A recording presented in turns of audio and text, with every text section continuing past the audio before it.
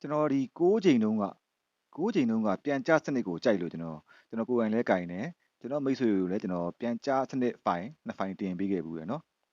အဲ့ဒီပြန်ကြားကဒီ10ချိန်မှာပဲပြီးသွားတယ်ပေါ့နော်ကျွန်တော်မပေါက်ပါဘူးကျွန်တော်တို့ဖွဲ့တယ်မပေါက်ပါဘူးကျွန်တော်ကနှစ်ထိပ်စီကိုမဲတော့ပြန်ကြားစနစ်ကိုမကင်မိခဲ့ဘူးပေါ့နော်ကဲကျွန်တော်တို့လိုရင်းကိုသွားအောင်နော်ကျွန်တော်တို့9ပွဲရငါစာချကြည့်မယ်နော် Ready. Fight. ကျွန်တော်တို့ဒီမှာနှစ်ပိတ်မှာတစ်နောက်ပိတ်နဲ့3ညာပရိတ်3ကတ်ရှိနော်ပထမကတ်361ဒုတိယကတ်က451တတိယကတ်က941နော်တစ်နောက်ပိတ်နဲ့3ညာပရိတ်3ကတ်ကိုမှသူကစီနီယာနဲ့သွားတာနော်361 451 941စီနီယာနဲ့နော်တစ်နောက်ပိတ်နဲ့3ညာပရိတ်အဲ့ဒီမှာကျွန်တော်တို့ဒီမှာ18ချိန်မှာ4နောက်ပိတ်6ထိပ်အဲ့ဒီ6ထိပ်စီကနောက်နှစ်ပိတ်မှာ6ပိတ်လို့ကြတဲ့ချိန်ခွာပေါင်းက8အဲ့8ကမြင်းခုံကို8ထိပ်စီရိုက်8ထိပ်စီကြောင့်သူအောက်မှာ8ပရိတ်ရိုက်ပြီးကမှသူကထိတ်ထောင်3လုံး6ပုံတွေနဲ့တင်းနောက်ပိတ်ပုံတွေနဲ့3ညပရိတ်ပုံတွေရိုက်တာအဲ့ဒီခွာ8ထိပ်အပေါ်မှာ4ထိပ်လေးခံထားရမယ်အဲ့ဒီ4ကဒီ4နော်တခါဒုတိယကတ်ကျွန်တော်တို့တင်းနောက်ပိတ်နဲ့3ညပရိတ်ကြည့်အောင်ဒုတိယကတ်မှာလည်းအဲ့လိုပဲ18ချိန်ပုံတွေမှာ3နောက်ပိတ်8ထိပ်စီခုနက4ကိုဥက38နော်3နောက်ပိတ်8ထိပ်စီဒီ8ထိပ်စီကနောက်နှစ်ပိတ်မှာ8ပိတ်လို့ပိတ်တာပိတ်တယ်ကသူကခွာပေါင်းက9ဒီ9ကဒီမှာမြင်းခုံမှာ6ထိပ်တယ်6ထိပ်ကြောင်း6ပရိတ်ရိုက်ပြီးကမှသူကထိတ်ထောင်3လုံး6ပုံတွေနဲ့တင်းနောက်ပိတ်ပုံတွေနဲ့3ညပရိတ်ပုံတွေရိုက်တာအဲ့ဒီခွာ6ထိပ်မကြခင်မှာပုံမှာ3ထိပ်လေးခံထားရမယ်အဲ့3ထိပ်ကဒီ3နော်တခါတက်ကကျွန်တော်တင်းနောက်ပိတ်နဲ့3ညပရိတ်ကြည့်မယ်ဒီမှာ18ချိန်ပုံတွေမှာ4-3ပြီးတော့2နောက်ပိတ်နဲ့ခွန်ထိပ်စီဒီခွန်ထိပ်စီကနောက်နှစ်ပိတ်မှာခွန်နောက်ပိတ်လို့ရိုက်အဲ့မှာခွာပေါင်းက9ဒီ9ကမြင်းခုံကို9ထိပ်စီတက်ရိုက်9ထိပ်စီကြောင့်ဒီမှာ9ပရိတ်ရိုက်တယ်ထိပ်အောင်3လုံး6ပုံတွေနဲ့တင်းနောက်ပိတ်ပုံတွေနဲ့3ညပရိတ်ပုံတွေရိုက်တာအဲ့ဒီခွာ9ထိပ်မကြခင်မှာနှစ်ထိပ်လေးခံထားအဲ့နှစ်ကဒီနှစ်နော်အဲ့ဒီမှာကျွန်တော်တို့ဒီမှာပထမက4ကိုပေါ့နော်ဒီ4ကိုဒီ4ကြောင့်မို့သူက14ချိန်မှာ14ချိန်ကိုမှသူ4ကနေထောက်တယ်4ပါဝါ9နှစ်ပေါ့နော်14ချိန်9နှစ်က14ချိန်မှာ6ပြန်ပိတ်တာအဲ့6ပိတ်ကရင်ဆိုင်မှာတိပရိတ်ပုံတွေတခါဒုတိယက38ကြောင့်13ချိန်မှာ3ပါဝါ8နော်8နှစ်က13ချိန်မှာနော်8နှစ်က13ချိန်မှာ8နောက်ပိတ်ပုံတွေရိုက်ပြီးတော့8နောက်ပိတ်ရိုက်ပြီးတော့တိပရိတ်ပုံတွေတခါတတိယကနှစ်ခွန်ဒီနှစ်ခွန်ကြောင့်မို့12ချိန်မှာနှစ်ကပါဝါ9နှစ်က12ချိန်မှာခွန်ပိတ်ရိုက်ပြီးတော့တိပရိတ်ပုံတွေအဲ့မှာကျွန်တော်ဒီစာလေးတွေဘာလို့ခောက်ထားရဆိုတော့မိတ်ဆွေတွေပြလွယ်အောင်နော်ဒီမှာပထမက4ကိုလက်မှာ9နှစ်မှာ9နှစ်က14ချိန်မှာ6ပိတ်တိပရိတ်ဒုတိယက38 8နှစ်က13ချိန်မှာ8ပိတ်တိပရိတ်ပုံတွေတတိယကနှစ်ခွန်9နှစ်က12ချိန်မှာခွန်ပိတ်တိပရိတ်ပုံတွေအဲ့တော့6ပိတ်တိပရိတ်8ပိတ်တိပရိတ်ခွန်ပိတ်တိပရိတ်ဒါသူကတဒန်းစီတက်သွားမှာနော်9 8ခွန်ရင်ဆိုင်မှာတိပရိတ်တွေနဲ့အဲ့ဒီမှာဒီပထမကဒီ14ချိန်က9နောက်ပိတ်သူကနှစ်ကျော်ပြီးတော့6ကြောင်မို့6ချိန်မှာ6ပါဝါ4လို့ပြန်တည့်တာနော်6ချိန်မှာ6ပါဝါ4လို့ပြန်တည့်တာဒုတိယက13ချိန်က8နောက်ပိတ်နှစ်ကျော်ပြီးတော့8ချိန်မှာဒီ8ကပါဝါ3လို့ပြန်တည့်တာတခါတတိယက12ချိန်မှာ9နောက်ပိတ်နှစ်ကျော်ပြီးတော့9ချိန်မှာ9ပါဝါ2လို့ပြန်တည့်တာနော်6 8ခွန်ကို4 3နှစ်လို့ပြန်တည့်ဟာ4 3နှစ်9ချိန်10ချိန်9ချိန်တွေမှာတည့်ဟာနော်အဲ့ဒီမှာကျွန်တော်ပြီးခဲ့တဲ့ဒီတပင်းကျော်မွေးကနန်းလေးပြန်ပြခဲ့တာနော်ဒီမှာကျွန်တော်တို့ဒီမှာခုန4ထိပ်ပေါ့နော်သူကနောက်နှစ်မှာရောက်ကနှစ်ပေါ့ရောက်ကနှစ်မှာဒီလို တပွဲကျော်ပြန်ကြတဲ့စနစ်လေးပါလာတယ်လို့ပြဘူးလေနော်ဒီမှာတပွဲကျော်ပြန်ကြတာတခါဒုတိယကတ်ကျွန်တော်တို့ဒီမှာတေးပြီးတော့3ထိပ်ပေါ့နော်နောက်နှစ်မှာလည်းအဲ့လိုတပွဲကျော်ပြန်ကြစနစ်လေးပါလာနော်ဒီမှာတပွဲကျော်ပြန်ကြဒီမှာကျွန်တော်တို့မှာတတိယကတ်နှစ်ထိပ်ကနောက်နှစ်မှာတပွဲကျော်ပြန်ကြကျွန်တော်မိတ်ဆွေတို့ကျွန်တော်မျှဝေပေးခဲ့ပါတယ်တပွဲကျော်ပြန်ကြထိုးပါလို့လိုက်ပါလို့နော်မျှဝေပေးခဲ့ပါတယ်ဒီမှာအောင်သွားတယ်ပေါ့နော်အောင်သွားခဲ့ပြီကျွန်တော်တို့ကအဲ့တုန်းကကျွန်တော်ပထမကျွန်တော်မျှဝေပေးခဲ့တာက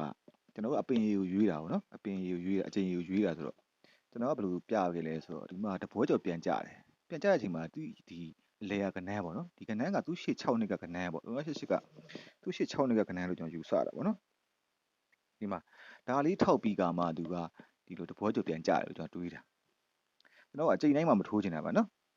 တခါဒုတိယကလည်းလို့ပဲ3ခုတပွဲကျော်ပြန်ကြတယ်သူဒီကအလေယာကနန်းရှေ့30ရတယ်သူရှေ့6နှစ်က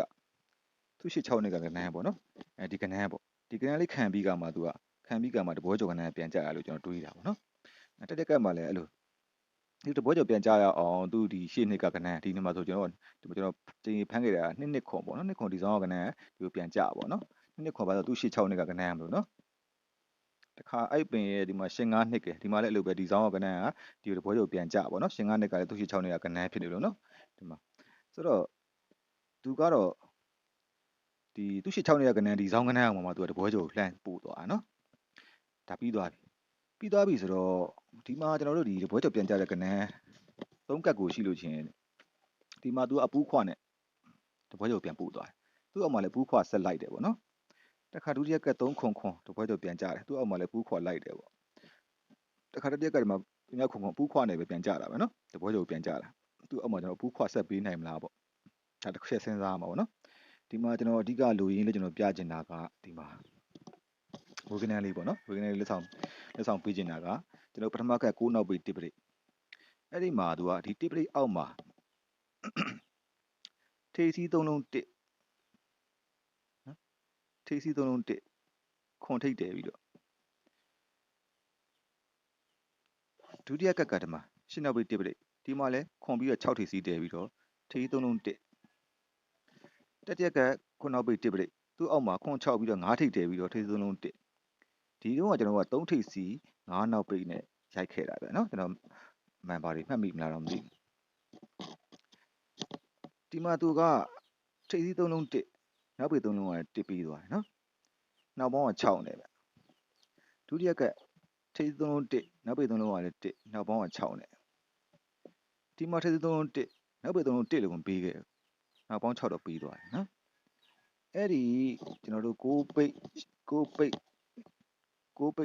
ရိတ်ထိပ်စီ3လုံး1ပေါ့နော်နောက်လုံးပေါင်း6ပေါ့သူ့အပေါ်က632ဆိုကနန်းကနောက်နှစ်ကိုလိုက်နေတယ်ဗျာနော်632လို့လိုက်တယ်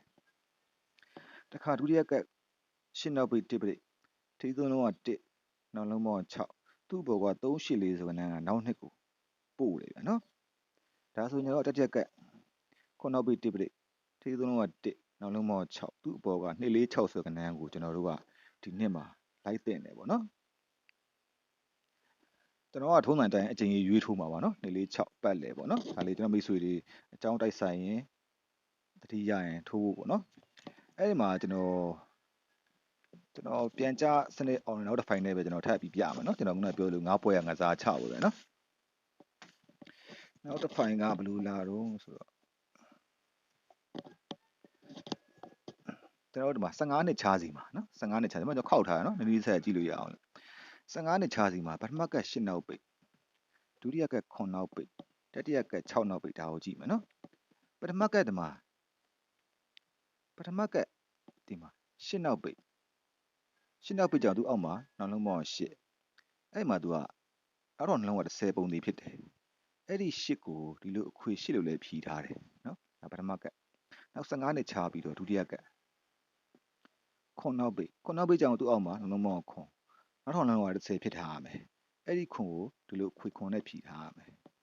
တခါ15နှစ်ချားပြီးတော့တတိယက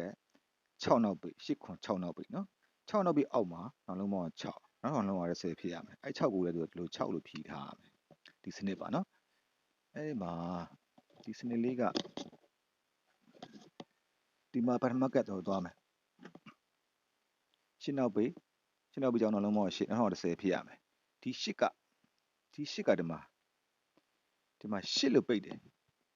ရှစ်လို့ပိတ်တဲ့ချိန်မှာဆို6လေအနေနဲ့ပိတ်တာ6လေပုံသေးနဲ့ပိတ်တာနော်ရှစ်နောက်ပြီးကရှစ်လို့ပိတ်တယ်6လေအနေနဲ့ပိတ်တယ်အဲ့ဒီ68နောက်တွဲကနန်း668ဆိုကနန်းကသူ့ရှစ်3နေကကနန်းတခါဒုတိယကခွန်အလှခွန်နောက်ပိတ်နှလုံးပေါင်းခွန်2010ဖြစ်ရမယ်ဒီခွန်နောက်ပိတ်ကလည်းဒီမှာခွန်နောက်ပိတ်6လေအငိမ့်နဲ့ခွန်နောက်ပိတ်ထားရမယ်အဲ့ဒီကနန်း39ခွန်ဆိုကနန်းကလည်းသူ့ရှစ်3နေကကနန်းတခါတတိယက6နောက်ပိတ်ကြောင်းနှလုံးပေါင်း6 2010ဖြစ်ရမယ်အဲ့ဒီ6ကလည်းနောက်တစ်ခါ6လေအငိမ့်နဲ့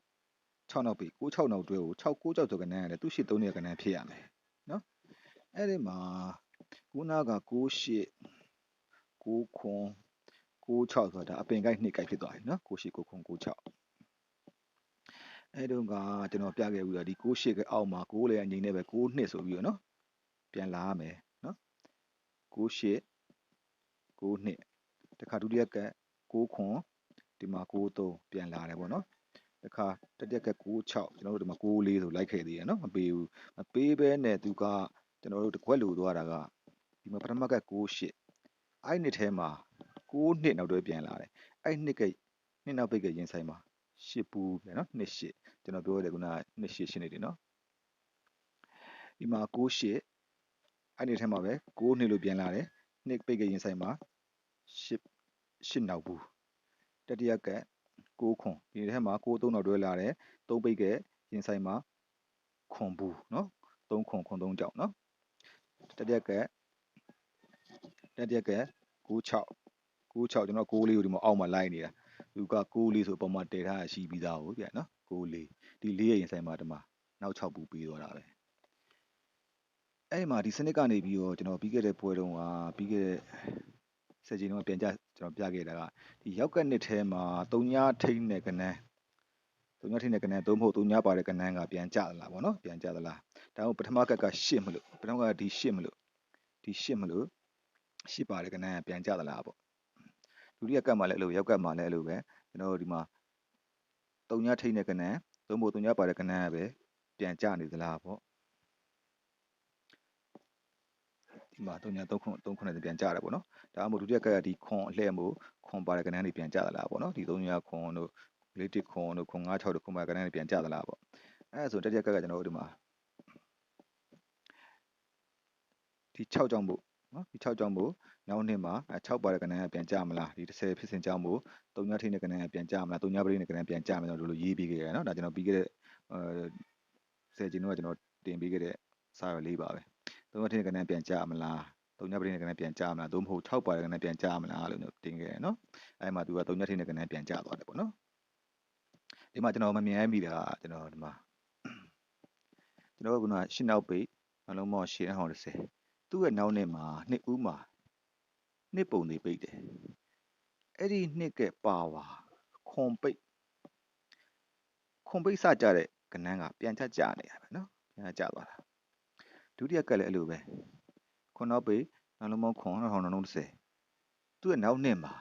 နှစ်နောက်ပိတ်ပုံသေးရှိတာပဲအဲ့ဒီနှစ်ကပါဝါခွန်ပိတ်လို့ပထမစပိတ်တဲ့ကနန်းကပြန်ကြတာပဲနော်ဒါဝင်မြင်လိုက်ပြီနော်တတိယကကျွန်တော်တို့မှာ6နောက်ပိတ်နှလုံးပေါင်း630သူ့ရဲ့နောက်နှစ်မှာနှစ်နောက်ပိတ်ပုံသေးပိတ်တာပဲနှစ်ကပါဝါခွန်ပိတ်လို့စပိတ်တဲ့ကနန်းကပြန်ကြသွားတယ်ပေါ့ဗျာဒါလေးကိုကျွန်တော်မမြင်လိုက်မိဘူးเนาะဒီ3ခုလေးပဲကျွန်တော်တင်ပေးရတာเนาะအဲ့ဒီမှာကျွန်တော်မိတ်ဆွေတွေကိုကျွန်တော်ဒီပွဲအတွက်ကျွန်တော်ပြောပေးချင်တဲ့လေးကခုနကကျွန်တော်တို့နှစ်ပိတ်เนาะနှစ်ဦးမှာနှစ်ပိတ်သူ့ပါဝါခွန်ပိတ်စကြရတယ်ဒီကနန်းကပြန်ကြပေါ့ကနန်းပြန်ကြတယ်သူ့အောက်မှာကနန်းက136တဲ့เนาะ136တဲ့6နောက်ပိတ်ပုံသေးပေါ့เนาะဒါယူဆတာပေါ့เนาะဒုတိယကကျွန်တော်တို့ဒီမှာနှစ်နောက်ပိတ်နှစ်ပါဝါခွန်ပိတ်စကြတဲ့အချိန်ဒီကနန်းကလည်းပြန်ကြတယ်သူ့အောက်မှာ2ခွန်6ခုနက136ခုက2ခွန်6တဲ့နော်တတိယကကျွန်တော်တို့ဒီမှာနှစ်နောက်ပိတ်နှစ်ကပါဝါခွန်ပိတ်စကြတဲ့ကနန်းကပြန်ကြတာပဲသူ့အောက်မှာကျွန်တော်က6နောက်ပိတ်လေးလာမလားပေါ့နော်အဲ့မှာကျွန်တော်ဒီ6နဲ့ပတ်သက်တာလေးကိုကျွန်တော်ပြောချင်တာကဒီမှာပထမကကျွန်တော်ပြန်သွားမယ်ရှင်းနောက်ပိတ်နောက်လုံးပေါင်းရှင်း2010ဖြစ်တဲ့ဒီ8နှစ်ဆိုတဲ့အတွဲကိုသူကနောက်နှစ်မှာသူကနှစ်ရှည်လောက်တွဲလေးထည့်ထားတယ်နော်တစ်ခွက်ပါတယ် ဒုတိယကတ်ဒီမှာခွန်နောက်ပိတ်နောက်လုံးပေါင်းခွန်နောက်ထောင်30ဒီနောက်ထောင်30ဖြစ်တဲ့ခွန်3ကိုနောက်နှစ်မှာ3ခွန်လို့နောက်တွဲလေးပြန်ချထားရှိတယ်နော်တခါတတိယကကျွန်တော်တို့ဒီမှာ6နောက်ပိတ်နောက်လုံးပေါင်း6နောက်ထောင်30ဒီ6 4ဆိုတဲ့နောက်ထောင်လေးကိုကျွန်တော်4 6လို့4 6လို့ကျွန်တော်နောက်တွဲလေးတတိထားမှာပေါ့နော်4 6နောက်တွဲလေးဆိုတော့ကျွန်တော်ခုနကပထမ site မှာပြခဲ့တာကျွန်တော်2 4 6 2 4 6မွေးကနန်းပေါ့နော်အခုဒီ